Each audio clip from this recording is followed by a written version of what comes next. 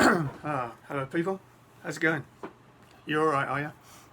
Great stuff. Okay, I'm going to do a my Lorus watch unboxing. Started getting some views on it. So and I didn't. I said in the video that I wasn't going to do a review until later. I've had a chance to wear this watch for some time now. So I'm going to do a full review on this right now, okay? Because there are some things you need to know about this watch. Now, when I first purchased it, what attracted me was the initial design. I think the design looks really nice. It's got separate mini markers, I guess you would call them, going along the outside of the watch case there. The watch face. But what really sold me on this was the mixture of white and blue, plus it's got a blue second hand running around. I don't know whether you can see that or not. It's 40mm. It's about a 10, I think it's a 10 or maybe a 10.5mm depth to it. Looks to be 20mm from lug to lug, if you're interested in that sort of thing. Now, it doesn't feel like a cheap watch, not really. It actually feels, when I'm sort of feeling the case and that, because that's what I normally do when I test watches. I feel the case, I feel the glass, and if it's got the right feel to me, and you know, it actually feels quite a solid piece. There are a couple of things about it that, well, yeah, I don't really like. Although I can't really complain because it only cost me £50, so it's one of those, you know. It's not the greatest quality in the world, but it would certainly do in an emergency. No worries whatsoever. If you need like a fast watch, just go in and pick something up. This will do fine. This will do fine. No worries. I've worn this for like 3 months, and it's had a good old test. And I can give this a really good review. Everything stands out on the watch face. I mean, there's not a problem there whatsoever. Because I looked at the blue numbers, which go around roughly a quarter, just past a quarter of the watch face, and I did think that they wouldn't stand out, but actually, it's not too bad. It's not too bad. It stands out quite well in pitch black. If you're walking along the street, you go under a street lamp, you've got no worries whatsoever. You know, if you go a little bit further away from the light, it still shows up pretty good. You know, so it's quite a solid watch.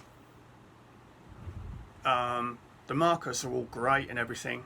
I liked the style of it. But the first thing I noticed was the strap is really poor quality. But you know, not that that's an issue. You can always change the strap, can't you? So that's not a problem, you know. It keeps good time, just as good as my Seconda. There you go. There's both of them working now.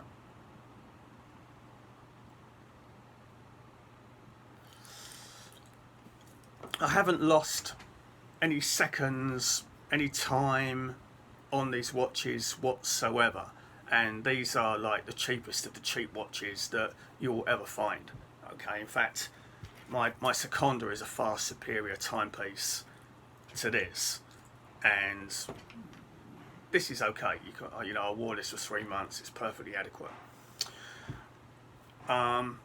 So, you know, if you don't like the watch strap, just chuck it.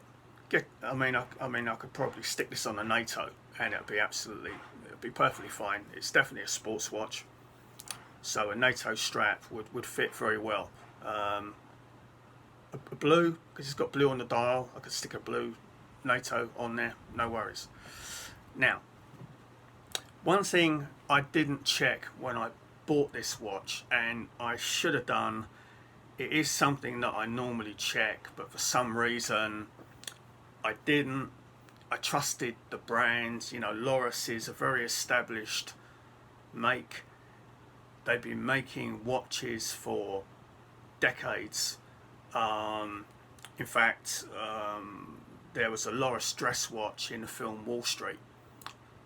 Charlie Sheen was wearing it just before, you know, when he's Bud Fox and he's just about to go into, just about to go in and meet the man, Gordon Gekko, and he checks the time on his watch, and he's got a Lorus dress watch, and it looked quite nice, you know. Never thought about Lorus before, so I thought, hey, you know, they're an established brand, right? And I picked it up. No worries.